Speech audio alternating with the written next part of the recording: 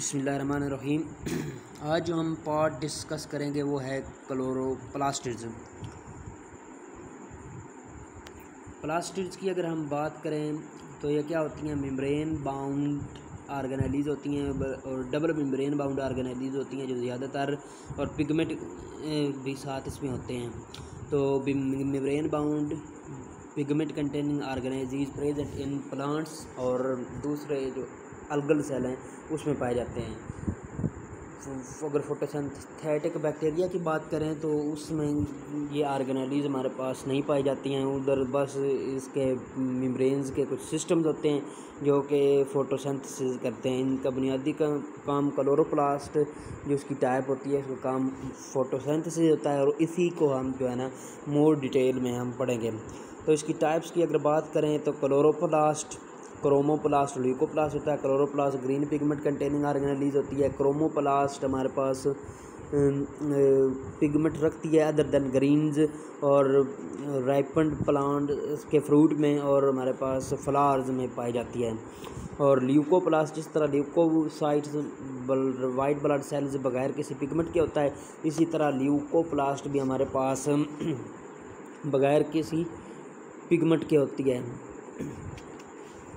तो ये इस फूड स्टोरेज में इस्तेमाल होती है ज़्यादातर। क्लोरोप्लास्ट की बात करते हैं तो फोटोसिंथेटिक सेल में पाई जाती है। ग्रीन पिगमेंट कंटेनिंग ऑर्गेनेलीज होती है। और दी ग्रीन पिगमेंट की बात करें, वो ग्रीन पिगमेंट होता है हमारे पास क्या, क्लोरोफिल। मतलब क्लोरोप्लास्ट में और भी पिगमेंट पाए जाते हैं। कैरोटीनॉइड भी पाई जाती हैं। येलो और रेड टू ऑरेंज पिगमेंट हो सकती हैं। Yellow and red to orange pigment भी हो सकते हैं। मतलब ये दूसरे ग्रीन के अलावा दूसरे भी हमारे पास पिगमेंट इसमें पाए जाते हैं, लेकिन ग्रीन पिगमेंट मोस्टली इम्पोर्टेंट होता है। क्लोरोफिल जो कि डायरेक्टली हमारे पास फोटोसिंथेसिस में हिस्सा लेता है। बाकी दूसरे एसेसरी पिगमेंट होते हैं विच खास तौर पर क्लोरोफिल ए मालिक्यूल जो होता है। तो ये क्लोरो क्या करता है, लाइट अब्जॉर्व करता है और फोटोसिंथेसिस में हमारे पास शुगर प्रोडक्शन में मदद करता है और फूड बनाने में प्लांट्स की मदद करता है। तो अगर हीमोग्लोबिन और इसमें सिमिलरिटी देखें तो हमारे पास क्लोरोफिल जो होता है वो भी पोरफायरिन रिंग पर मुश्तमिल होता है। ग्रुप ऑफ हीमोग्लोबिन और पोरफायरिन रिंग पर मुश्तमिल होता है। सिवाय इसके कि सेंटर में जो क्लोरोफिल होता है उसमें हमारे पास मैग्नीशियम होता है, मैग्नीशियम। और दूसरा जो हमारे पास अगर बात करें हीमोग्लोबिन के तो उसमें आयरन का होता है बीच में। बाकी सारे का सारा स्ट्रक्चर बिल्कुल सेम उस तरह का होता है। पोरफायरिन रिंग के साथ आगे 4 नाइट्रोजन हमारे पास अटैच होंगे और फिर इसके साथ मुख्तलिफ़ किस्म के आगे ग्रुप्स अटैच होंगे।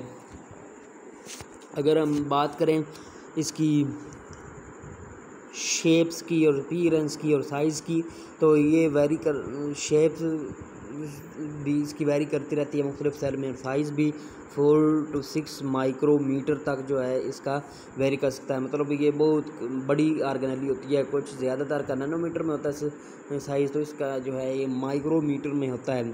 लाइट माइक्रोस्कोप की बात करें तो इसकी 2 स्ट्रक्चर हमें दिखाई देती हैं, ग्रेना और हीट्रोजीनियस स्ट्रक्चर। अगर लाइट माइक्रोस्कोप की बात करें तो उसमें ये हीट्रोजीनियस स्ट्रक्चर एक तो नज़र आता है। तो स्मॉलर ग्रैन्यूल्स होते हैं, छोटे छोटे, ऐसे लगता है कि ये ग्रैन्युलर पार्टिकल है। उस ग्रैन्यूल्स को हम क्या नाम देंगे, ग्रेना। और जो मैट्रिक्स में पाए जाते हैं ऐसे लगता है कि मैट्रिक्स के अंदर ये एम्बेड हुए होते हैं, क्योंकि इसकी रिजॉल्विंग पावर थोड़ी होती है तो इतना ही वो बता सकता है। लेकिन अगर देखें इलेक्ट्रॉन माइक्रोस्कोप के अंदर तो उसकी में हमारे पास इसके 3 बेसिक कंपोनेंट होते हैं। सबसे ऊपर इन्वेलप, फिर इसके नीचे हमारे पास स्ट्रोमा जो ज़्यादातर वॉल्यूम को कवर कर रहा होता है।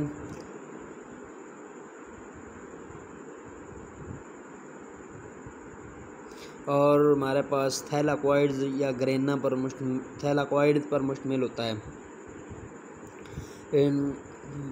आगे हमारे पास अगर बात करें इसकी मेम्ब्रेन्स की तो ये डबल मेम्ब्रेन बाउंड ऑर्गेनेलीज होता है। मतलब आउटर मेम्ब्रेन और इनर मेम्ब्रेन इसकी दोनों हमारे पास क्या होती हैं, स्मूथ मेम्ब्रेन होती हैं और उसके दरमियान इंटर मेम्ब्रेन स्पेस होती है और इधर भी इसमें भी माइटोकॉन्ड्रिया की तरह पोरिन्स पाई जाती हैं। अगर इसकी बात करें, ये जो स्मूथ डबल मेम्ब्रेन सिस्टम होता है, इसको हम अगर देखें तो हम इसको इन्वेलप का नाम देते हैं, इसलिए इसको इन्वेलप कहा जाता है। इन्वेलप के अंदर हमारे पास स्ट्रोमा होता है, फ्लूइड फील्ड पार्ट होता है, जो ज़्यादातर हमारे पास अगर देखें तो कलरलेस वगैरह हो सकता है। और इसके अंदर हमारे पास सिस्टम होता है एक थायराकॉइड्स का, जो कि एक दूसरे कॉइन लाइक होती हैं और एक दूसरे के ऊपर अरेंज होती हैं। और हमारे पास इधर ये वाइट पिगमेंट जो है ना, इसमें ग्रीन पिगमेंट क्लोरोफिल पाया जाता है। थायलाकॉइड्स पर क्लोरोफिल अपनी फाइटोल रिंग मतलब अपनी टेल के ज़रिए से अटैच होता है क्लोरोफिल में। मतलब क्लोरोफिल के दो हिस्से होते हैं, हेड रीजन जो हाइड्रोफिलिक होता है और हाइड्रोफोबिक रीजन टेल होता है। और टेल के ज़रिए से, हाइड्रोफोबिक रीजन के ज़रिए से ये क्या होता है, अब इधर अटैच होता है। अगर हम बात करें इसकी स्ट्रोमा की, तो स्ट्रोमा में ज़्यादातर हमारे पास आइंस वगैरह पाए जाते हैं। फ्लूइड होता है जो कि सराउंड करता है हमारे पास हमारे पास उनको थायलाकॉइड मेम्ब्रेन्स को। अगर हम बात करें लाइट रिएक्शंस की, लाइट डिपेंडेंट रिएक्शंस की, फोटोसिंथेसिस के जो होते हैं वो होते हैं हमारे पास ग्रेना में। मतलब ग्रेना क्या होता है, ग्रेना का सबसे पहले हम जिक्र करते हैं।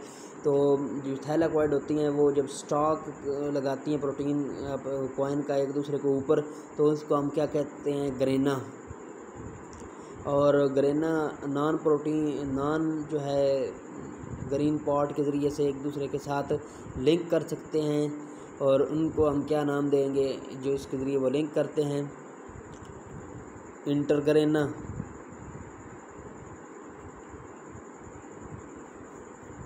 और हमारे पास कितने हमारे पास थायलाकॉइड मेम्ब्रेन हो सकते हैं एक ग्रेना में 50 या फेडरल की ट्रस्ट बुक के मुताबिक 40 से 50 तक हो सकते हैं। और आगे नंबर ऑफ़ ग्रेना एक थायलाकॉइड सेल में कितने होते हैं, ये पंजाब टेक्स्ट बुक में डोड में तो नहीं है, लेकिन फेडरल में है कि ये 40 से लेकर 60 ग्रेना पर क्लोरोप्लास्ट हमारे पास ये पाए जा सकते हैं। ये भी इसका स्ट्रक्चर हमने डिस्कवर कर लिया। तो फोटोसिंथेसिस हमारे पास थायलाकॉइड में होती है, क्योंकि उधर उसका जो लाइट डिपेंडेंट रिएक्शन है वो थायलाकॉइड में होते हैं, क्योंकि उधर जो है लाइट अब्जॉर्ब की जाती है और एटीपी और जो हमारे पास वो बनाए जाते हैं, एटीपी और NADPH2 हमारे पास क्या बनाए जाते हैं, जो लाइट डिपेंडेंट रिएक्शन में मदद करते हैं। और आगे जो light independent reaction, dark reaction होते हैं फोटोसिंथेसिस के, वो हमारे पास कहाँ होते हैं, स्ट्रोमा के अंदर, जहाँ पे हमें ये इन दोनों एटीपी और इन दोनों की ज़रूरत होती है, इनकी NADPH की, और जिसके ज़रिए से हम जो है ना शुगर तैयार करते हैं CO2 की रिडक्शन के ज़रिए से, फिक्सेशन के ज़रिए से। और डायरेक्टली लाइट की हमें ज़रूरत नहीं होती है, तो वो स्ट्रोमा में होते हैं। तो ये हो गया। तो इसकी अंदर सेमी ऑटोनोमिसिटी की अगर हम बात करें, तो ये भी सेमी ऑटोनोमस ऑर्गेनेल होती है। इसके अंदर DNA और सारे किस्म के हमारे पास इसमें RNA और राइबोसोम और प्रोटीन मुश्तमिल होती हैं। ये अपना जो है अपनी प्रोटीन खुद तैयार कर सकती है और इसकी प्रोटीन इसी में ही जो है यूज़ होती हैं, इसलिए सिम्बायोटिक ऑर्गेनेली भी है। एंडोसिम्बियोट हाइपोथेसिस को ये फॉलो करती है।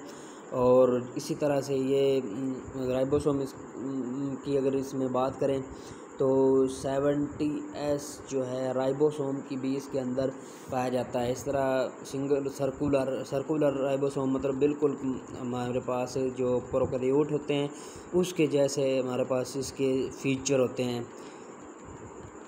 अगर क्रोमोप्लास्ट की बात करें तो ये हमारे पास क्या होते हैं, कलर्ड कंपाउंड होते हैं अदर देन ग्रीन्स। और फोटो हमारे पास पेटल्स में पाए जाते हैं, मतलब अपने जो इंसेक्ट्स हैं उसको पोलिनेशन के लिए अट्रैक्ट करने के लिए इस्तेमाल होते हैं। और हमारे पास ये राइपन्ड फ्रूट में पाए जाते हैं, मतलब राइपन्ड ओवरी में, राइपन्ड फ्रूट में पाए जाते हैं। और ल्यूकोप्लास्ट की बात करें तो ये ट्यूब्यूलर और सम अदर शेप पे होते हैं, ज़्यादातर अंडरग्राउंड पार्ट में पाए जाते हैं, या स्टेम वगैरह आउटर ग्राउंड अगर बात करें तो स्टेम वगैरह में ये पाए जाते हैं। और ज़्यादातर फूड की स्टोरेज के लिए इस्तेमाल होते हैं। ल्यूकोप्लास्ट की आगे हमारे पास टाइप्स की बात करें तो इसकी हमारे पास बेसिकली 3 टाइप्स मौजूद होती हैं। प्रोटीनोप्लास्ट वगैरह जो कि हमारे पास प्रोटीन को स्टोर करने के लिए इस्तेमाल होता है। अमाइलोप्लास्ट की बात करें वो हमारे पास लिपिड को हमारे स्टोरेज स्टार्च को सेव करने के लिए इस्तेमाल होता है। और जो तीसरी इसकी वो हमारे पास लायोप्लास्ट होते हैं जो कि लिपिड को स्टोर करने के लिए इस्तेमाल होते हैं। और ये ल्यूकोप्लास्ट भी हो गया हमारे पास। अब नेक्स्ट जो हम डिस्कस करेंगे वो हो गया न्यूक्लियस। न्यूक्लियस की अगर हम बात करें तो ये इसको गवर्नर हाउस ऑफ सेल भी कहते हैं, सेंट्रल सेल भी कहते हैं, मतलब कंट्रोल सेंटर ऑफ सेल भी कहते हैं। तो इसके बेसिक फंक्शंस सारी एक्टिविटीज़ को, सेल की एक्टिविटीज़ को कंट्रोल कर रहा होता है। और इसकी डिस्कवरी की अगर बात करें तो ये 1831 में रॉबर्ट ब्राउन ने जो है वो डिस्कवर किया था। डिस्कवरी इसकी कैसी थी कि ये सेल के अंदर एक बिल्कुल आसान इसलिए थी कि बिल्कुल जो है ना डार्क रीजन के तौर पर मौजूद होता है, और जिसकी डिस्कवरी से रॉबर्ट हुक का नज़रिया कि सेल एक एम्प्टी स्पेस होता है वो भी हमारे पास चेंज हो गया था। तो इसकी ऑलरेडी डिस्कवरी इसलिए आसान थी। और अगर बात करें न्यूक्लियस के बाद टाइप सेल्स की, मोनोन्यूक्लिएटेड सेल जिसमें एक न्यूक्लियस ज़्यादातर पाया जाता है, ए न्यूक्लिएटेड सेल जिसमें कोई हमारे पास न्यूक्लियस नहीं पाया जाता है, डाई न्यूक्लिएटेड सेल जिसमें 2 किस्म के सेल पाए जाते हैं, और मल्टी न्यूक्लिएटेड सेल जिसमें कई किस्म के सेल पाए जाते हैं। ए न्यूक्लिएटेड सेल की हम जानते हैं कि RBCs इसकी एग्जांपल है। और दूसरी अगर इसकी बात करें तो सीव जो हमारे पास फ्लोएम सेल के जो होते हैं सीव ट्यूब्स, उसमें भी RBC उसमें यह नहीं पाया जाता न्यूक्लियस। और मोनोन्यूक्लिएटेड ज़्यादातर सेल होते हैं। और हमारे पास डाई न्यूक्लिएटेड की बात करें तो हमारे पास जो प्रोटिस्ट है पैरामेशियम, उसमें 2 किस्म के सेल पाए जाते हैं, मैक्रो और माइक्रो न्यूक्लियस। और मल्टी न्यूक्लिएटेड सेल जैसे स्केलेटल मसल होते हैं हमारे पास, वो मल्टी न्यूक्लिएटेड सेल होते हैं। और इसकी अगर स्ट्रक्चर की बात करें तो इसमें हम डिस्कस कौन सी चीज़ें करेंगे, न्यूक्लियर पोर्स की डिस्कस करेंगे, इसका न्यूक्लियर इन्वेलप डिस्कस करेंगे जिस पे न्यूक्लियर पोर होते हैं, और इसमें के अंदर हम न्यूक्लियोप्लाज्म डिस्कस करेंगे जो इसके अंदर साइटोप्लाज्म से डिफरेंट होता है। और DNA, RNA, प्रोटीन्स और दूसरे इंग्रेडिएंट पर मुश्तमिल होता है। थोड़ा बहुत जो है ना डिफरेंस होता है न्यूक्लियोप्लाज्म, सैप जो होता है। और इसके अंदर अगर हम बात करेंगे क्रोमाटन और क्रोमोसोम को देखेंगे। और सेल अगर जनरली हम बात करें तो सेल जब हमें नज़र आता है सही बुनियादी तौर पर वो नॉन डिवाइडिंग जो है सेल में नज़र आता है, और डिवाइडिंग सेल जब इंटरफेज में, और जब हमारे पास डिवाइडिंग सेल हो जाता है, एम फेज़ आ जाता है, तो हमारे पास ये जो है डिवीजन शुरू हो जाती है और उसकी डिसइंटीग्रेशन हो जाती है न्यूक्लियर इन्वेलप वगैरह की। और क्रोमोसोम को भी जो है क्रोमोसोम बनते हैं, क्रोमाटिन को हम क्या कर सकते हैं आसानी से फिर वो फाइंड नहीं कर सकते।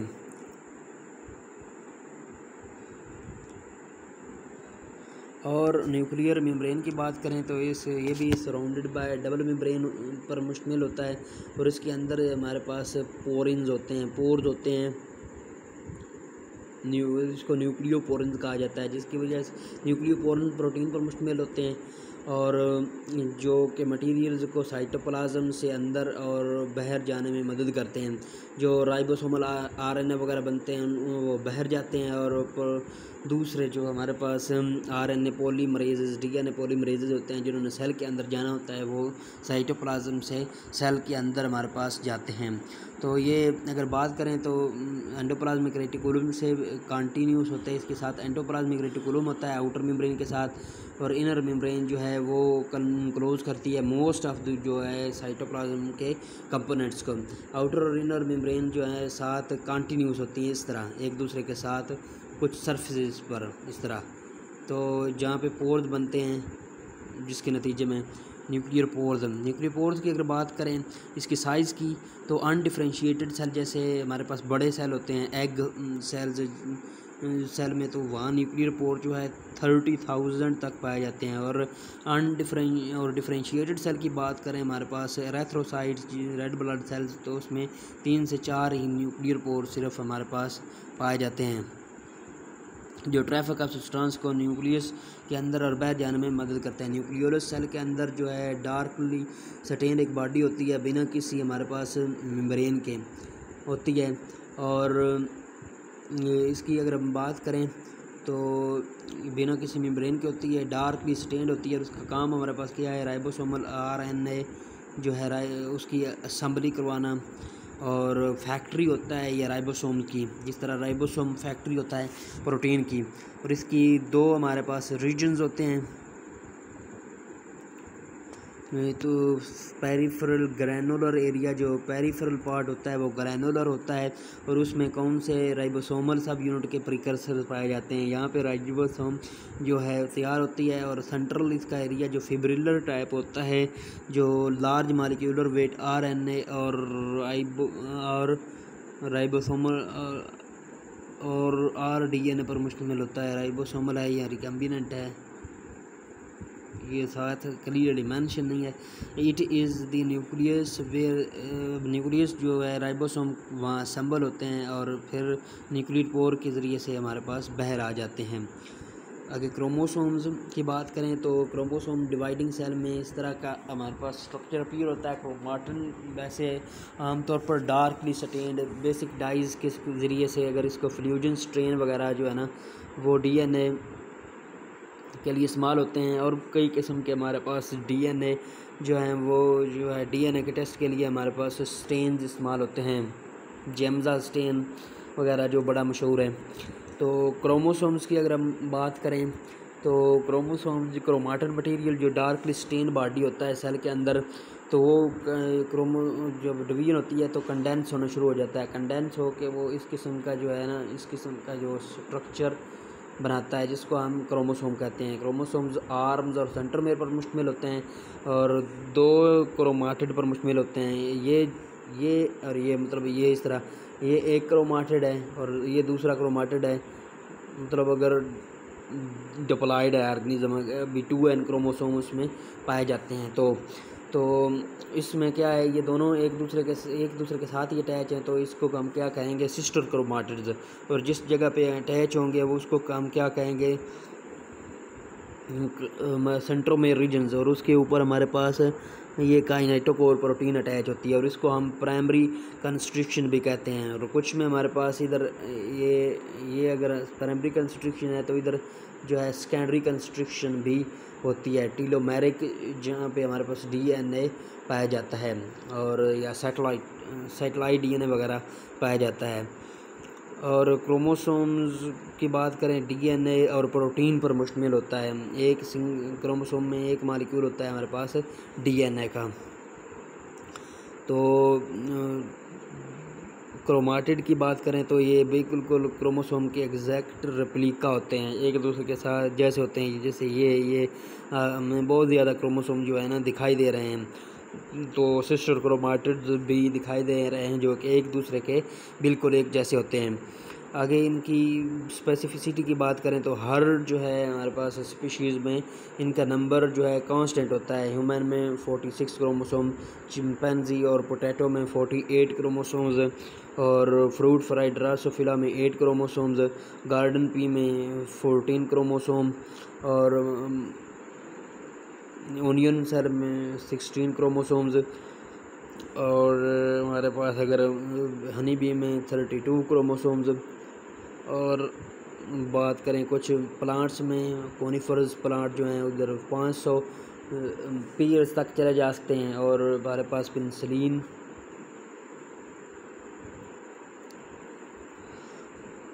में कहीं 1 पेयर हमारे पास पाया जाता है, सिर्फ 1 पेयर।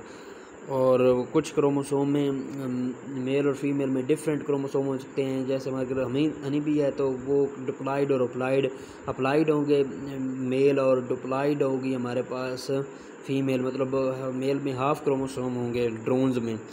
और कुछ में वैसे एक आधे क्रोमोसोम का डिफरेंस होता है, जैसे प्रोटीनर बग और प्रोटीनर बग, जिसमें एक्स नॉट क्लासिफिकेशन सिस्टम होता है, मेल ये होता है और फीमेल हमारे पास एक्स होती है। तो 23 इस तरह ग्रास ऊपर में 23 और 24, मेल में 23 और फीमेल में 24 क्रोमोसोम पाए जाते हैं। और कुछ में मेल और फीमेल में क्रोमोसोम जो हैं डिफरेंट होते हैं, काफ़ी ज़्यादा डिफर करते हैं, क्योंकि मेल में फीमेल में ज़्यादातर हमारे पास डिप्लॉइड पाए जाते हैं पेयर, और फीमेल और एक से ज़्यादा एक्स क्रोमोसोम के पेयर पाए जाते हैं। और मेल में भी एक से ज़्यादा एक्स क्रोमोसोम पाए जाते हैं, लेकिन वो हप्लॉइड होते हैं। जैसे अगर हम बात करें एक राउंड वर्म की,